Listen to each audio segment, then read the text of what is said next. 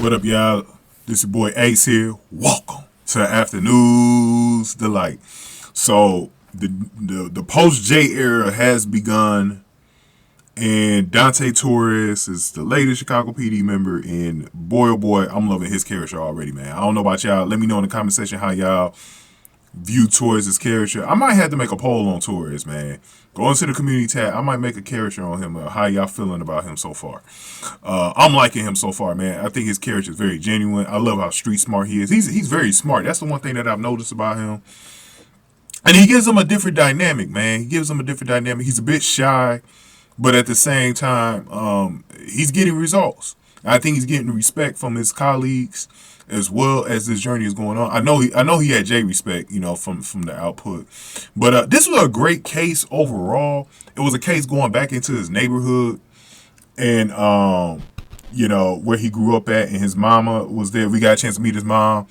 And it was a sweet scene, man. It was done in Spanish, so they had like subtitles for the scene and stuff like that. And there was even a moment where he thought his mom was in trouble because the lady that they were working the case over, she had got shot in her home. She was trying to call Torres, and he kind of blamed himself for like not coming over earlier because I didn't know this about him, but he's supposed to be like this in his neighborhood. He's like this protector, like he's like this like his neighborhood. And even the thugs in the neighborhood know is like he protects the neighborhood from the street urchins, the thugs and stuff like that. And so he even ran into one called Ramiro, who was a guy who kind of stepped to him, but he ended up getting arrested by Torres because he put hands on him and stuff like that, kind of shoved him and stuff like that. So the lady name, I think her name was Provi or whatever. And in this episode, by the way, too, if you're a General Hospital fan, this is the episode that Rory was in. I was telling you guys,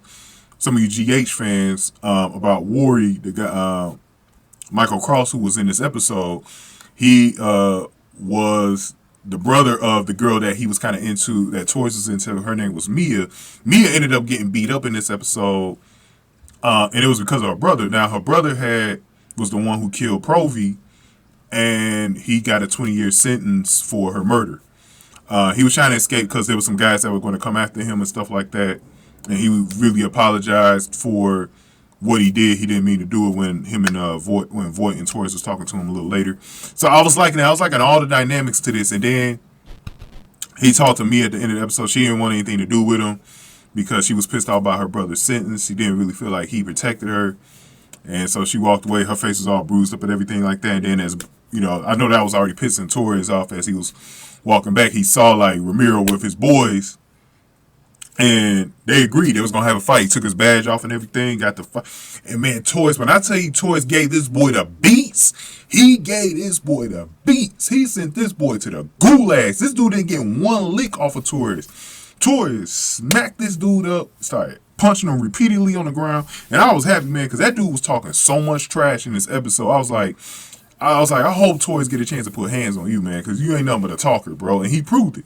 Even though the guy was bigger than Torres, he still, he couldn't do nothing to Torres. Like, Torres beat his ass. And that's what I was watching this with somebody. They was like, man, I really like Torres, man. Like, I was like, after that scene right there, I already liked him before, but like, it just went to another level when I seen him beat this dude up, man. And another thing I want to point out before get into, but let me do that now. Go on ahead and give this video a like, man. Hit the like button for me. Share the video. Subscribe to the channel, especially if you're new in the zoo. Any comments I got, definitely put them below. And if you want to donate to the channel, hit the super thanks button below. I much appreciate. One thing that I liked in this episode, and I'm hoping we get more of this, Atwater. Loving him being a partner with Dante. Obviously, as two minorities, they could definitely relate. I'm loving that Atwater was telling me he had his back. He even warned him about working in his own neighborhood because Atwater had to do that before, and it was hard for him. And I love it. Like it kind of gained that trust because Atwater told him, because he had a problem at one point with Atwater covering for him in front of Voight. But Atwater's like, look, I'm gonna be here for you, whether you like it or not. I got your back, dog. Like I got your back. And I love Atwater. Atwater was the MVP for that, and that's why I'm saying, like, I kind of want Atwater to be the one to take over for Voight in the future, like to take over the unit. And I need to see them establish him a lot more like they did with Jay, where Atwater could be cared about from more of the fans more than he has been, because I think that's like that dude right now, man. Like I said, I love Atwater. I can't wait for his next Centric episode, his first one of the season, whenever that comes, because it looks like they're focusing on Hailey in the next episode. But I can't wait, man. But also, I'm gonna do that. I think I'm gonna do that poll asking y'all if y'all like Torres so far. So definitely go on the community tab and vote, man. But yeah, man, thank you guys for watching this one. We're gonna talk about Hailey in the next two videos to close out the week.